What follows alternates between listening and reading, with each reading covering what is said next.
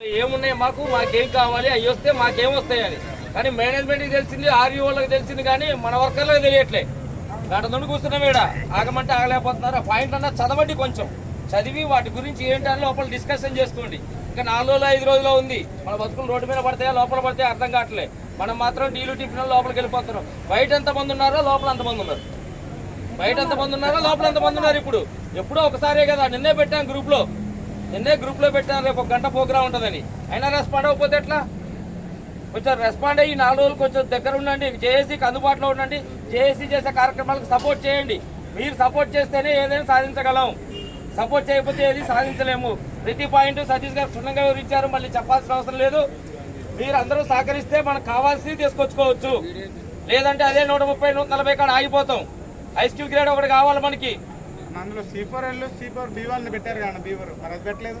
ఏది C4L B1 ఉంది కదా, చెప్పలేదు మీరు.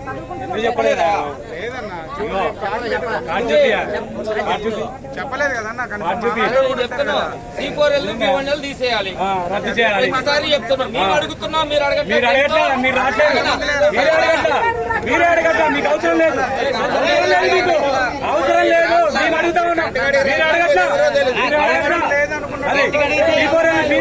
మీకు అవసరం లేదు, మాకు అవసరం, మాకు అవసరం.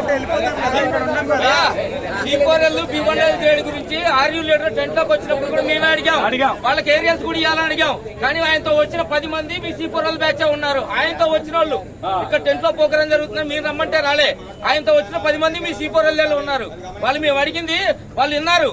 విన్న తర్వాత మా దగ్గరకు వచ్చి, అన్న మీరు అడిగిన క్వశ్చన్ ఏంటి, ఆయన చెప్పిన సమాధానం ఏంటి, మేము ఇది అడిగాం. వాళ్ళకి ఏరియాల్స్ వాళ్ళకి ఎప్పుడు ఆ గ్రేడ్ ఎప్పుడు తీసేస్తామని, 2021 బ్యాచ్ కి తీసేస్తా అన్నో తీసేయమని అడిగా. ఆయన ఏం చెప్పారు లాస్ట్కి, మీ వాళ్ళ ముందే అటుపండి తెచ్చా ఏసీ తెచ్చా అన్నాడు. నవ్వుకొని మీ వాళ్ళే పక్కకు పోయారు.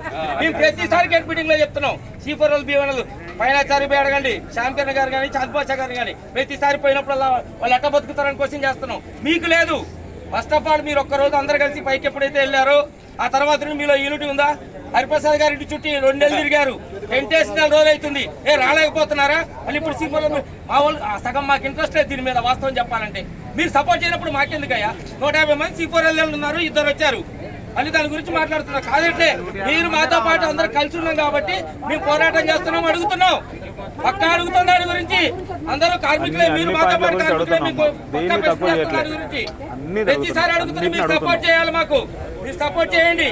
13 డిమాండ్లో మెయిన్ డిమాండ్ అదే. మేము ఇచ్చిన 13 డిమాండ్లో మెయిన్ డిమాండ్ అదే. C4L గ్రేడ్ తీసేయాలి, హై స్కూల్ గ్రేడ్ ఇంప్లిమెంట్ చేయాలి, ఈ ప్లేస్ లో పెట్టాలి. మేము అదే అడుగుతున్నాం. అర్థం చేసుకొని మాతో పాటు క్వశ్చన్ చేయకండి, మేము ప్రతిదీ ఇంప్లిమెంట్ చేయాలని అడుగుతున్నాం వాళ్ళు. ఓకే సోదరులారా, ఇప్పుడు చెప్పాల్సింది చెప్పాం. మీరు అందరూ అర్థం చేసుకొని 4 రోజులు సహకరిస్తే మనకు రావాల్సినవి వస్తాయి. ఇన్ని రోజులు రాలేదు, ఇప్పుడున్నా రాండి, డేట్లో ఏం చెప్తున్నారో వినండి. వచ్చి మాతో పాటు ఒక 10 నిమిషాలు ఆగండి, ఎక్కువసేపు వద్దు, టయానికే వదిలేస్తున్నాం. ప్రతిసారి ఒక 10 నిమిషాలు ఆగండి. ఒకసారి ఇప్పుడు సంకోమ శంకరెడ్డి గారు BRT అధ్యక్షులు మాట్లాడతారంట, ఒక 10 నిమిషాలు. ఉన్నాడు తమ్ముడు ఉన్నాడు.